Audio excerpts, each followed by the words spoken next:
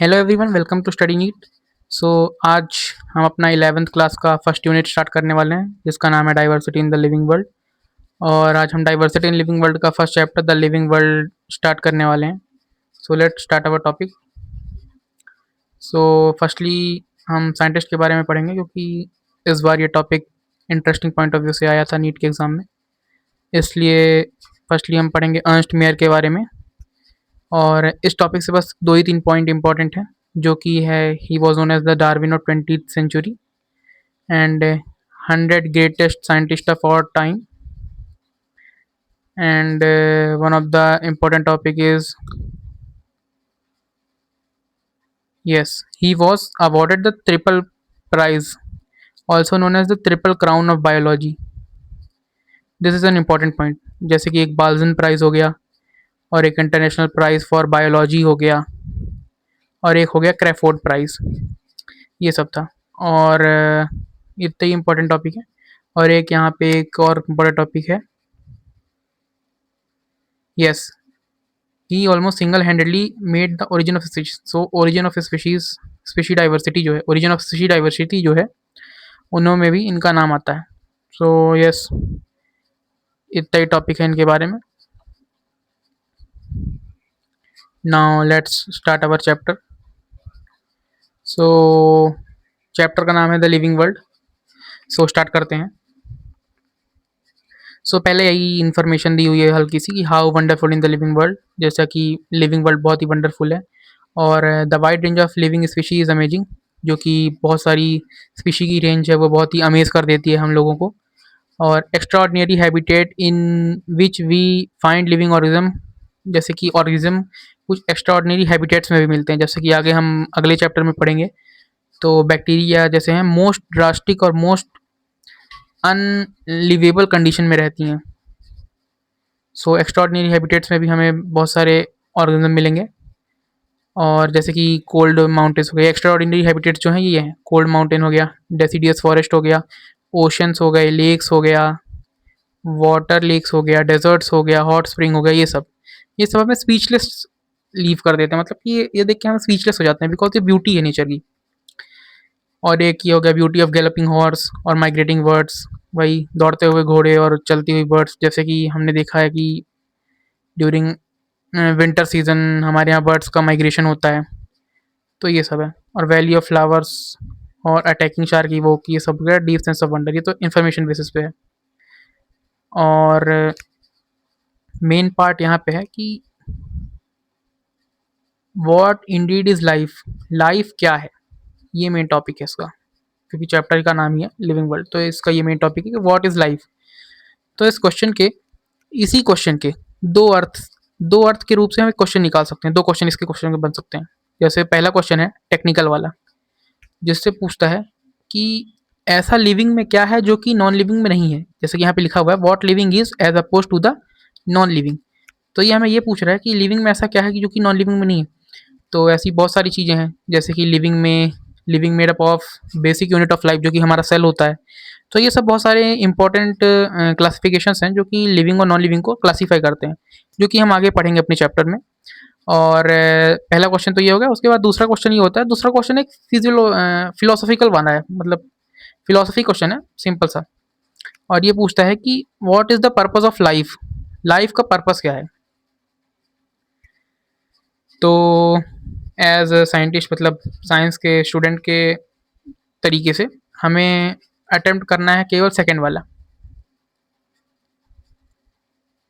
Sorry, हमें second attempt नहीं करना है। We shall not attempt answering the second, because second is a philosophical one.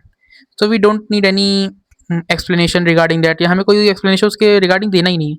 हमारे लिए फर्स्ट इंपॉर्टेंट है, क्योंकि हमें बस ये बट डिफ्रेंशिएट करना है कि लिविंग में ऐसा क्या है जो नॉन लिविंग में नहीं है। So that's the topic. And फिर आ जाते हैं हम diversity in the living world के बारे में। तो diversity in the living world में ये है कि if you look around you will see a large variety of living organism. जैसे कि हम अपने आसपास देखेंगे, हम बहुत सारे लिविंग ऑर्गेनिज्म अपने आसपास देख सकते हैं, जैसे कि प्लांट्स हो गए, इंसेक्ट्स, बर्ड्स, जैसे हमारे पेट्स हो गए, या फिर कोई एनिमल्स हो गए। प्लांट्स हमारे आसपास जो बहुत सारे हैं वो हो गए। और बहुत सारे सेवरल ऐसे ऑर्गेनिज्म भी होते हैं जो कि हम नेक्ड आई से नहीं देख सकते हैं, नेक्ड आई से नहीं देख सकते, you can not see with your naked eyes.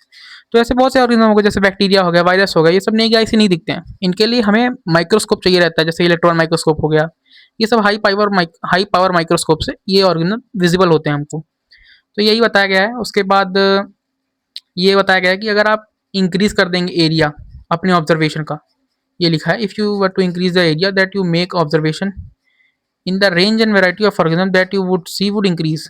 तो जैसे जैसे हम एरिया बढ़ाते जाएंगे, मान लीजिए हमने पहले इतना सा एरिया लिया, इतने से एरिया में हमें हमें 2-3 लोग मिल गए, और जैसे 2 जानवर मिल गए, जैसे एक कुत्ता हो गया और एक गाय हो गई, और यहाँ पे मान लीजिए हम और रेंज बढ़ाए और यहाँ पे हमारा कहीं फॉरेस्ट आ गया।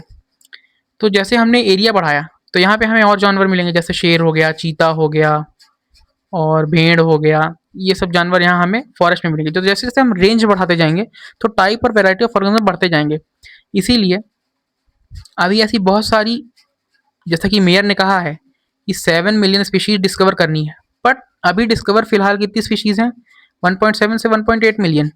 इसका कारण यही है कि ऐसी बहुत सी जगह हैं जहाँ पे हमारी रीच नहीं हो पा रही है, ताकि हम और स्पीशी को डिस्कवर कर पाएँ। इसीलिए जैसे जैसे हम एरिया बढ़ाते जाएंगे, रेंज ऑफ स्पीशी जो है, जो हमारे हमें विजिबल होंगी, वो बढ़ती जाएंगी। जैसा कि यहाँ पे लिखा हुआ है, if you were to increase the area that you make observation, range and variety of organism that you would see would increase. जैसे जैसे आप एरिया बढ़ाएंगे, रेंज और वैरायटी बढ़ेगी ऑर्गेनिज्म की। ओके। उसके बाद जैसा कि यहाँ पे ये लिखा हुआ है, जो एग्जांपल मैंने यहाँ पे दिया है, कि अगर आप फॉरेस्ट में विजिट करते हैं तो आपको बहुत ही डाइवर्सिटी मिलेगी, क्योंकि फॉरेस्ट में क्या है ना, कि फॉरेस्ट एक ऐसा रीजन है जो कि ह्यूमन में बहुत कम इंटरफेयर में होता है। हम वहाँ ज़्यादा इंटरफेयर नहीं करते, जैसे आप किसी फॉरेस्ट में हम पेड़ों को नहीं काट सकते ज़्यादातर, इसीलिए वहाँ ह्यूमन इंटरफेयर बहुत कम होता है, जिससे कि वहाँ डाइवर्सिटी अच्छी खासी बनी हुई है। बट कि वो लोकल हमारे एरिया पे हमें वो डाइवर्सिटी नहीं मिलेगी जो हमें फॉरेस्ट वाले रीजन पे मिलेगी, इसलिए।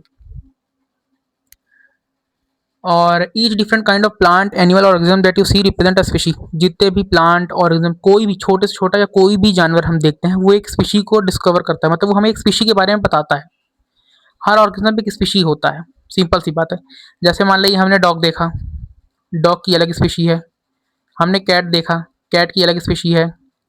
ठीक, उसके बाद हमने अगर सब्जी देख ली, हर चीज़, प्लांट हो गया, ऑर्गेनिज्म, जैसे अगर हमने आलू देखा तो आलू हमें एक अलग स्पीशी की बातें बताता है। आलू की स्पीशी कौन सी है? ट्यूबरोसम।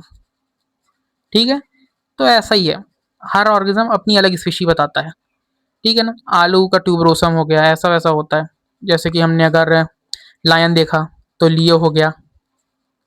ठीक, उसके बाद लेपर्ड देखा तो पैंथेरा हो गया। तो वही है, पैंथेरा इनका जीनस होता है इनका। जैसे लायन का लियो हो गया, और पार्डस होता है, टाइगर का टिग्रिस, और लेपर्ड का पार्डस होता है। ठीक है, पैंथेरा नहीं है। वही, तो number of species that are known and describe range between 1.7 से 1.8 मिलियन। नंबर ऑफ स्पीशी जो होती है, जो कि हम जानते हैं और डिस्क्राइब करते हैं, वो रेंज करती है 1.7 से 1.8 मिलियन में। इसे ही बायोडाइवर्सिटी कहते हैं। वही है, टाइप्स ऑफ ऑर्गेनिज्म जो कि हैं प्रेजेंट ऑन अर्थ, ये लिखा हुआ, types of organism present on earth. उसके बाद we would remember here that as we explore new area and even old one, new organism are continuously being identified. जैसा कि मेयर साहब ने कहा हुआ है कि 7 मिलियन टोटल डिस्कवर होने वाले हैं ऑर्गेनिज्म, और 7 मिलियन ऑर्गेनिज्म के बाद हम अगर कुछ रीजन में वापस लौट के आते हैं तो हमें उन रीजनों में भी न्यू ऑर्गेनिज्म देखने को मिलते हैं, क्योंकि फेवरेबल क्लाइमेट में ही न्यू ऑर्गेनिज्म आएंगे। जैसे कि अगर किसी नए ऑर्गेनिज्म को आना है तो हमने इस एरिया को लिया, उसके बाद हमने यहाँ के एरिया को एक बार स्कैन कर लिया, ठीक है, पर उसके बाद भी हमें यहाँ के एरिया में नए ऑर्गेनिज्म मिल सकते हैं, क्योंकि यहाँ का क्लाइमेट अगर टाइम टू टाइम वेरी हो गया तो जो वेरिड क्लाइमेट है वो किसी ऐसे ऑर्गेनिज्म के लिए सूटेबल क्लाइमेट हो जाएगा जो कि उस समय पे उगने के लिए उसके लिए सही है। तो फिर वो नया ऑर्गेनिज्म जो है ना, वो अपना पॉपुलेशन बढ़ाएगा। आगे हम ये बहुत सारी बातें ये हम लोग बहुत बार पढ़ेंगे कि जब सूटेबल क्लाइमेट मिलता है ना, तो ऑर्गेनिज्म अपने आप का पॉपुलेशन बढ़ाता है, जिसके बाद कि वो एक बायोडाइवर्सिटी का पार्ट हो जाता है। ये है। और जैसा कि हमने पहले ही बताया था कि million of plant and animal world में है, और भी हम अब प्लांट और एनिमल्स को अपने एरिया पे लोकल नाम से जानते हैं। और ये लोकल नाम जो होते हैं ना, वो प्लेस टू प्लेस वेरी करते हैं। जैसे हमारी कंट्री में ही अगर हम देखें बहुत सी जगह, तो किसी एक प्लांट को अगर लिया जाए, मूली हो गया, तो मूली को हम लोग मूली बुला लिए, ठीक। पर मूली को ही कुछ लोग अलग अलग नाम से बुलाते हैं, जैसे गाँव में इसको मुरई बोलते हैं, ऐसा ऐसा होता है। तो ये होता है कि मतलब एक लैंग्वेज बैरियर भी बन जाता है ऐसी चीज़ों के लिए। तो नेम्स जो होते हैं ना किसी भी स्पीशी के, तो ये प्लांट या एनिमल किसी भी स्पीशी तो सबकी होती है, इसलिए ये नेम्स जो होते हैं ना वो एक जगह से दूसरी जगह पे वेरी करते हैं, ठीक है। ये from place to place even within country, जैसे हमने बताया हमारी कंट्री के अंदर ही ये नेम वेरी करते हैं। So probably you recognise the confusion, इससे कन्फ्यूजन भी एक हो जाता है, क्योंकि हम कभी कभी किसी बातों को नहीं समझ पाते हैं दूसरे की, इसलिए ये बातें कन्फ्यूजन कर देती हैं उस ऑर्गेनिज्म के रिगार्डिंग। और ये अगर हम within country to country देखें, जैसे हमने अपनी कंट्री का नाम दिया किसी जानवर का, दूसरी कंट्री में उस जानवर का नाम से लेके अगर कोई मिसमैच हो गया, तो एक बहुत बड़ा डेटा में चेंज ला देता है और बहुत सारे उसमें साइड इफेक्ट हो जाते हैं, जिसके कारण कि हमें एक स्टैंडर्डाइज नेम की जरूरत पड़ी। यहाँ पे जैसा कि लिखा हुआ है, hence there is a need to standardise the naming of living organism. यहाँ पे एक नीड आई हमें कि हम लिविंग ऑर्गेनिज्म के नेम को स्टैंडर्डाइज कर दें, ताकि जो एक नेम है वो कॉमनली पूरे वर्ल्ड में फेमस हो जाए, और वही नेम से साइंटिफिकली हम उसी नेम से एक दूसरे से बातचीत करें, ताकि सही हमें डेटा मिल सके। सो यहाँ पे एक नीड पड़ी स्टैंडर्डाइज करने की name of living organism, so that a particular organism is known by the same name all over the world. यही है कि एक पर्टिकुलर ऑर्गेनिज्म एक सेम ही नेम से पूरे वर्ल्ड में फेमस हो जाए, या तो उसे एक ही नेम से पूरे वर्ल्ड में जाना जाए। इसी प्रोसेस को हम कहते हैं नॉमेनक्लेचर। नॉमेनक्लेचर को नेमिंग भी कहते हैं, जैसा कि पता ही है, नाम देना है जानवर को। इसलिए नॉमेनक्लेचर या नेमिंग तभी पॉसिबल है जब ऑर्गेनिज्म के बारे में हमें करेक्टली डिस्क्राइब किया जाए। ये यहाँ पे लिखा हुआ है ना, when the organism is describe correctly and we know to what organism the name is attach to, और हमें पता हो कि किस ऑर्गेनिज्म से वो नेम अटैच है, तभी नॉमेनक्लेचर सही से हो पाएगा। ये बात हो गई। और we know to what organism the name is attach to, this is identification. Identify करना ही इसे कहते हैं कि किस ऑर्गेनिज्म से क्या नेम अटैच है। अब जैसा कि हमने यहाँ पे ऐसे बना दिया, फॉर एग्जांपल ये अगर स्नेक हो गया, ठीक, और हमने यहाँ पे बना दी ये बटरफ्लाई बना दी हमने, तो अब अगर हम यहाँ पे बटरफ्लाई लिख दें और यहाँ पे हम अगर स्नेक लिख दें, ठीक, तो यहाँ पे आइडेंटिफिकेशन एरर हो गया। जैसा कि हमें यहाँ पता है कि to what name the organism, to what organism the name is attached to. अब हमें इतना तो पता है ना कि ये सांप है और ये बटरफ्लाई है बात सही कि नहीं। इसीलिए इसे आइडेंटिफिकेशन कहते हैं। आइडेंटिफाई हमने किया ना, हमें ये तो पता है कि सांप भाई ये होता है, बटरफ्लाई ये होती है, तो ये स्नेक होता है और बटरफ्लाई ये होती है, ये हो गया। इसीलिए नॉमेनक्लेचर के लिए आइडेंटिफिकेशन भी बहुत जरूरी है। अगर सही से आइडेंटिफाई नहीं हो पाएगा तो नॉमेनक्लेचर में बहुत ही दिक्कत जाएगी। उसके बाद इन ऑर्डर टू फैसिलिटेट, यही ये फैसिलिटी प्रोवाइड करने के लिए, नॉमेनक्लेचर की फैसिलिटी प्रोवाइड करने के लिए number of scientist has establish procedure to assign a scientific name to each organism. बहुत से साइंटिस्टों ने एक प्रोसीजर लिया और कुछ सेट ऑफ रूल्स बनाए बेसिकली, ताकि हम लिविंग ऑर्गेनिज्म को उनका नाम दे सकें, वेरियस लिविंग ऑर्गेनिज्म को, ठीक है।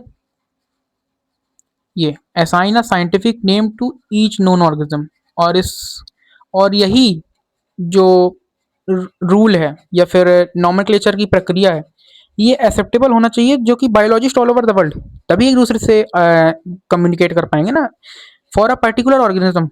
इसलिए for plant scientific names are based on agreed principle and criteria name are which are provided in international code of botanical nomenclature. तो इसमें ऐसा होता है कि प्लांट और एनिमल, प्लांट्स का नेम जिन संस्था ने दिया है उनका नाम है international code of botanical nomenclature, और एनिमल का जिस संस्था ने नाम दिया हुआ है, जैसे बहुत से एनिमल का, जितने भी एनिमल है उनका जिस संस्था ने नाम दिया है या फिर जिस संस्था ने उनका नाम डिसाइड किया है, उसका नाम है international code of zoological nomenclature, ठीक है ना। तो इंटरनेशनल कोड दोनों में कॉमन है, ये 20 हो जाएगा बोटेनिकल क्योंकि it is related to plants, और ये जूलॉजिकल हो जाएगा because it is related to animals. Simple सी बात है। उसके बाद साइंटिफिक नेम ये भी इंश्योर करता है कि एक ऑर्गेनिज्म का एक ही नेम हो। अगर एक ऑर्गेनिज्म का एक से ज्यादा नेम होगा तो फिर तो भाई यहाँ पे वो घर वाली बात हो गई ना। जैसे हमने पहले ही बताया था कि हमारे कंट्री में ही एक ऑर्गेनिज्म को एक से ज्यादा नाम से जाना जाता है। दिक्कत यही चीज है ना कि एक ऑर्गेनिज्म को एक से ज्यादा नाम से जाना जा रहा है, जिसके कारण की एक कम्युनिकेशन एरर जा रहा है और हम एक सही ऑर्गेनिज्म तक नहीं पहुंच पा रहे हैं। इसीलिए यहाँ पे लिखा भी हुआ है कि ये साइंटिफिक नेम यही इंश्योर करता है कि हर ऑर्गेनिज्म का केवल एक नेम हो, ताकि डिस्क्रिप्शन अगर किसी ऑर्गेनिज्म के बारे में हम डिस्क्राइब करें तो वो किसी भी कंट्री के आदमी को उसी सेम नेम पे ले आए। ये should enable the people in any part of the world to arrive at the same name. ये हो गया। They also ensure that such a name has not been use by any other known organism. ये also ensure ये भी करता है कि वही नेम कोई दूसरा ऑर्गेनिज्म के लिए यूज ना हुआ हो। इसीलिए जब हम पैंथेरा लियो यूज करते हैं तो यहाँ से हमें, अगर हमने किसी भी देश में, मान ली हमने किसी फॉरेन में जाके कहा कि हमें पैंथेरा लियो के बारे में इंफॉर्मेशन चाहिए, तो पैंथेरा लियो इसीलिए हमने केवल लायन के लिए यूज किया है।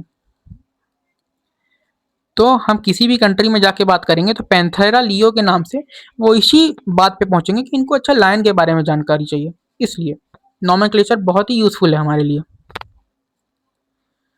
और biologist usually follow universally accepted principle to provide scientific name to known organism. वही है, प्रिंसिपल्स कुछ होते हैं, कुछ रूल्स होते हैं, सेट ऑफ रूल्स जिसको प्रिंसिपल कहते हैं, ताकि नेम्स में कोई गड़बड़ी ना हो।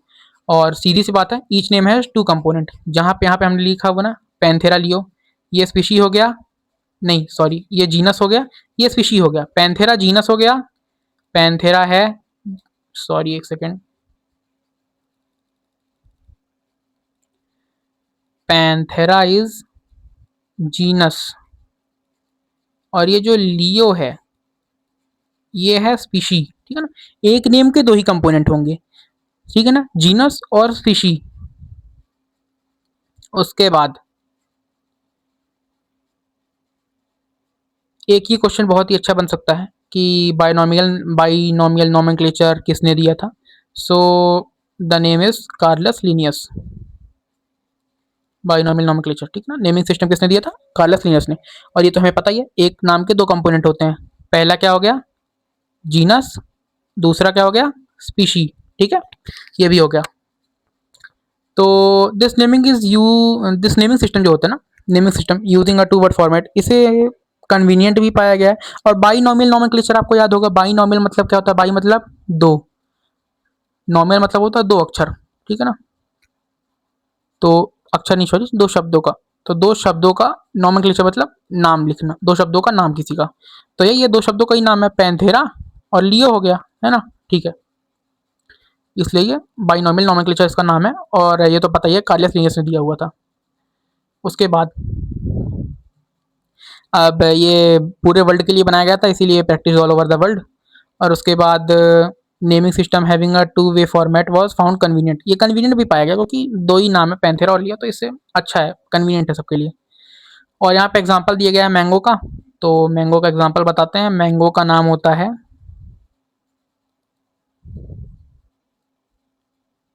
Mangifera indica, Mangifera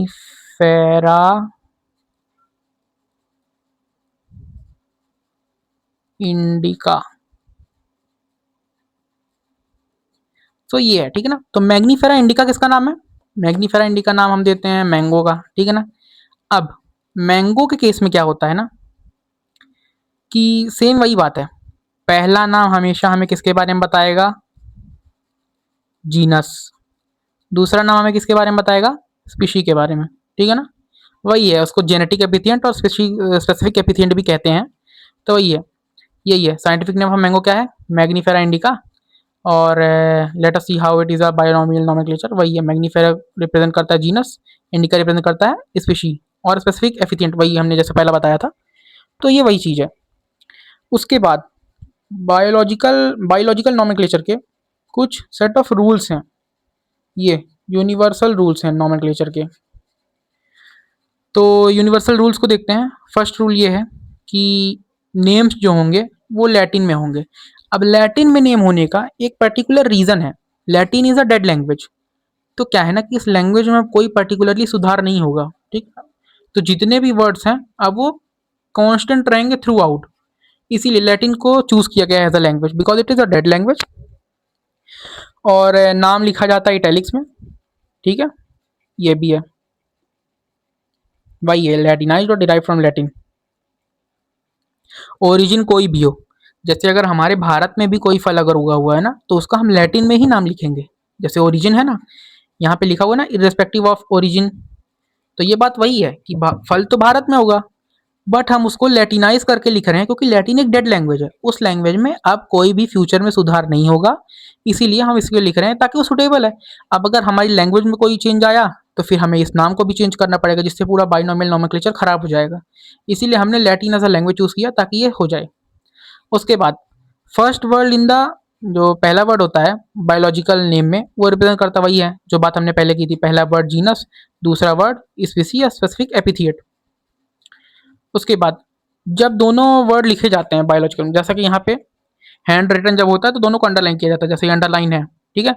both the word word in the biological nomenclature, जो बायोलॉजिकल नेम लिखे जाते हैं ना नॉमेनक्लेचर के हिसाब से, तो हैंड रिटन जब होते हैं तो सेपरेटली अंडरलाइन किया जाता है और इटैलिक्स में प्रिंट किया जाता है। जब प्रिंट करते हैं तो इटैलिक्स में प्रिंट करते हैं ताकि वो दिखाए कि लैटिन ओरिजिन है।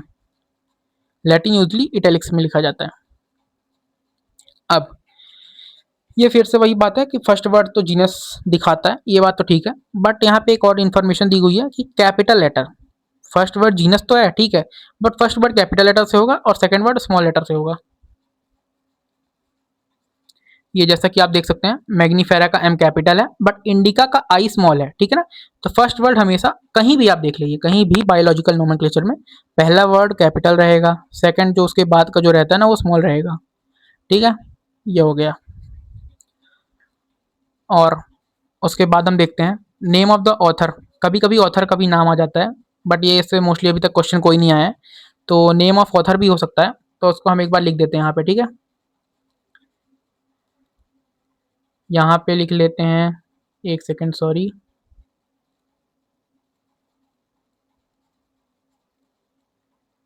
मैग्नी फेरा, उसके बाद इंडिका, ठीक है। ये तो हो गया, ये क्या हो गया जीनस, ये हो गया स्पीशी। उसके बाद अब हम यहाँ पे ऑथर का नाम लिखेंगे जो कि है लिनियस। तो यहाँ पे लिनियस का एब्रीवेटेड फॉर्म लिखेंगे। एब्रीवेटेड मतलब क्या होता है, शॉर्ट फॉर्म, वही है। तो यहाँ पे ये लिनियस का हमने LI लिख दिया, वो जगह से यहाँ पे आप देख सकते हैं लिखा हुआ है, ठीक है। बस ये है, आपको ये ध्यान रखना है कि जब ऑथर का नाम आएगा ना तो ये कैपिटल में रहेगा, ये L कैपिटल में है, ठीक है ना। ये जरूरी चीज़ है। उसके बाद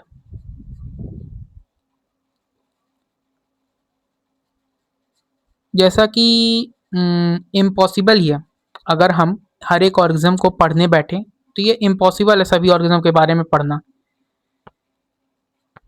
इसीलिए यहाँ से देखते हैं कि एब्रीवेटेड फॉर्म तो हमने पढ़ चुका था। उसके बाद जैसा कि हमने बताया था कि ये इम्पॉसिबल है सभी ऑर्गेनिज्म को इंडिविजुअली पढ़ना, इसीलिए हम उनको एक कैटेगरी में डाल देते हैं। और उस कैटेगरी के मतलब जिस हिसाब से उसको कैटेगरी वाइज कैटेगराइज करते हैं ना, उसे हम क्लासिफिकेशन कहते हैं, ठीक है ना। उसे क्लासिफिकेशन भी हम कह सकते हैं। तो जैसा कि यहाँ पे लिखा हुआ है यही कि इम्पॉसिबल है सभी ऑर्गेनिज्म के बारे में इंडिविजुअली पढ़ना।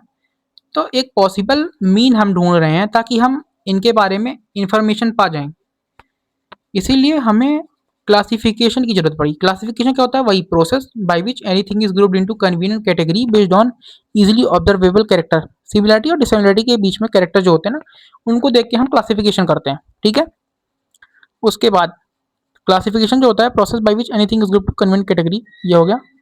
और फिर यहाँ पे एग्जांपल दिया हुआ है, जैसे कि हमें be easily recognize group such as plant और एनिमल, ठीक है। क्लासिफिकेशन में हमें इतना तो क्लासिफिकेशन आता ही है कि हमें प्लांट का पता चल जाए और हमें किसी एनिमल का पता चल जाए, ठीक है। तो प्लांट और एनिमल के बीच में क्लासिफाई करते हैं, हमसे आने लगा। उसके बाद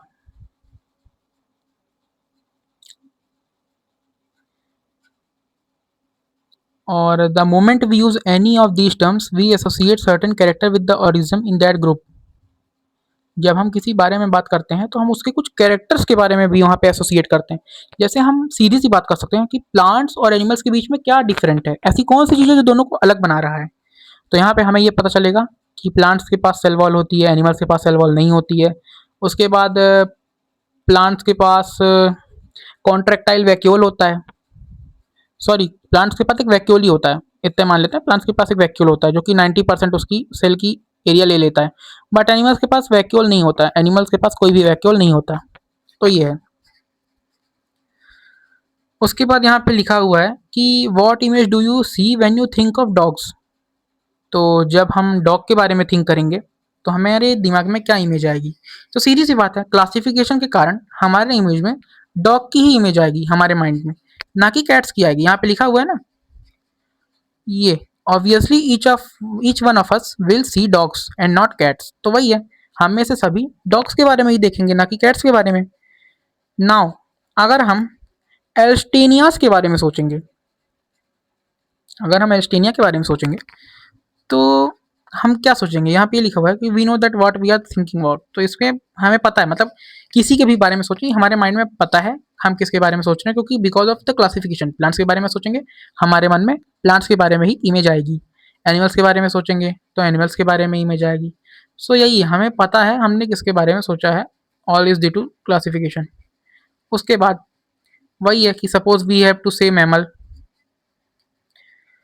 तो मैमल्स की हमें उसके बाद जब हम मैमल कहेंगे, जैसा हमने ऊपर बताया था कि हर एनिमल से जुड़े हुए कुछ कैरेक्टर होते हैं, ठीक है ना। तो जैसे हम मैमल्स के बारे में जब सोचेंगे तो हमें उनके कौन कौन से कैरेक्टर के बारे में पता चलेगा। जैसे कि एक्सटर्नल ईयर हो गया, एक्सटर्नल ईयर होता है, बॉडी में हेयर होते हैं और एक मेमोरी ग्लैंड भी होता है जो कि यहाँ पे नहीं लिखा हुआ है, बट मैमल्स का मेन फंक्शन वही है, presence of a mammary gland due to which they nourish their younger ones. Okay. उसके बाद अगर हम वीट के बारे में बात करेंगे तो हमारे मन में वीट की ही फोटो आएगी, ना कि राइस की फोटो आएगी। यहीं पे वो एग्जांपल दिया गया, सेम यही है, जैसे कि dogs, cat, mammal, wheat, rice, plant, animal, ये सब जो होता है ना एक कर्मिडियन कैटेगरी होते हैं। और कैटेगरी का साइंटिफिक नेम होता है टैक्सा। ये बहुत ही इंपॉर्टेंट टॉपिक है, इंपॉर्टेंट पॉइंट है, सॉरी। तो साइंटिफिक टर्म जो होता है कैटेगरी का ना, कैटेगरी का साइंटिफिक टर्म होता है टैक्सा। ये इंपॉर्टेंट है, ये टैक्सा होता है ये, ठीक है। और here you must recognize that taxa can indicate category at different level. वही है, हर लेवल की अलग टैक्सा होते हैं। प्लांट एक टैक्सा है, ठीक, एनिमल अलग टैक्सा है, मैमल अलग टैक्सा है, और ये डॉग्स अलग टैक्सा है, ये सब अलग टैक्सा है, अलग अलग लेवल पे हैं ये, ठीक है ना। ये सभी अलग लेवल पे हैं। अगर हम देखेंगे तो एनिमल सबसे पहले आएगा, ठीक है ना, एनिमल का लेवल सबसे ऊपर होगा। उसके बाद फिर मैमल आएगा एनिमल के अंडर, मैमल के अंदर फिर उसके बाद डॉग आएगा। तो ये अलग अलग लेवल के टैक्सा यहाँ पे दिए हुए हैं। अब hence based on classification sorry based on characteristic all living organism can be classified into different taxa। ठीक है ना, कैरेक्टरिस्टिक के बेसिस पे हर ऑर्गेनिज्म को डिफरेंट टैक्सा पे क्लासीफाई कर सकते हैं और इस प्रोसेस को कहते हैं टैक्सोनॉमी, ठीक है ना। Classification into various taxa is taxonomy. वही ये क्लासीफाई अलग अलग करते हैं ऑर्गेनिज्म को तो उसको क्लासिफिकेशन कहते हैं, और यहाँ टैक्सा को क्लासीफाई कर रहे हैं तो यहाँ टैक्सोनॉमी हो गई। और टेक्सोनॉमी में हम कौन कौन से फीचर्स को देखते हैं, जो कि हो गया एक्सटर्नल हो गया, इंटरनल स्ट्रक्चर हो गया, सेल स्ट्रक्चर हो गया, ठीक है ना। सेल स्ट्रक्चर तभी हमने प्लांट्स और एनिमल को अलग टैक्सा में रख दिया जाके वो सेल स्ट्रक्चर के कारण ही। और उसके बाद इकोलॉजिकल इन्फॉर्मेशन ऑफ ऑर्गेनिज्म हो गया, और मॉडर्न टेक्सोनॉमी की स्टडी हो गई, जो भी मॉडर्न टेक्सोनॉमी की स्टडी आई है उसके कारण बहुत सारे नए टैक्सा बने हैं, इसलिए ये होता है। उसके बाद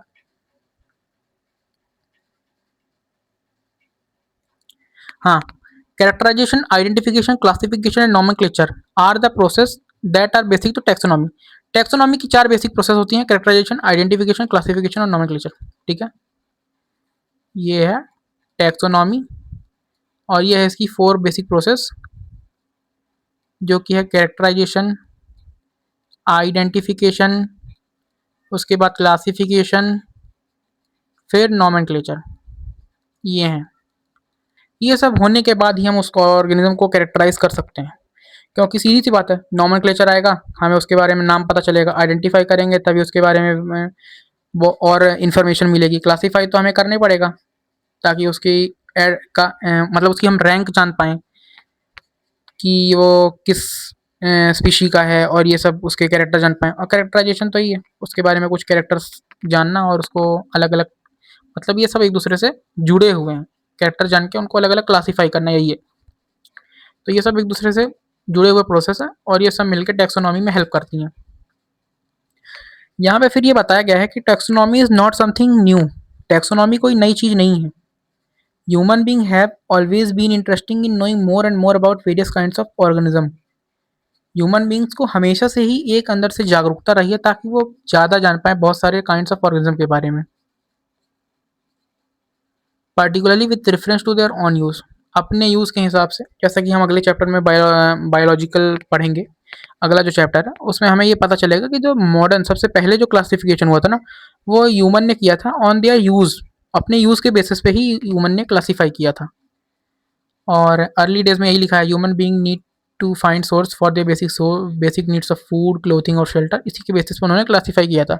अर्लीस्ट क्लासिफिकेशन क्या था, based on use of various organism. यही सेम लाइन नेक्स्ट चैप्टर में भी मिलेगी। उसके बाद human beings were since long not only interested in knowing more about different kind of organism. Organism के बारे में बस जानने की इच्छा नहीं थी, उसके बाद ये भी इच्छा थी कि रिलेशन क्या है इन ऑर्गेनिज्म के बीच में। जैसे अब हम देखें, ह्यूमन, मंकी, गोरिल्ला और चिंपैंजी देखा जाए तो ये अलग अलग इंडिविजुअल्स हैं ये सभी। बट अगर हम इनका कॉमन रिलेशन देखें तो इनका कॉमन रिलेशन आ जाएगा मैमल। ये मैमल हो जाएगा इनका कॉमन रिलेशन, ठीक है। उसके बाद this branch of study was refer to as systematic, वही है नोइंग अबाउट ऑर्गेनिज्म। और इवोल्यूशनरी रिलेशनशिप जो होता है वही है ना, इसका इससे कोई रिलेशनशिप है इवोल्यूशन का, यही है relationship among them. Branch of science, यही ब्रांच जो होती है इसको सिस्टमैटिक्स कहते हैं।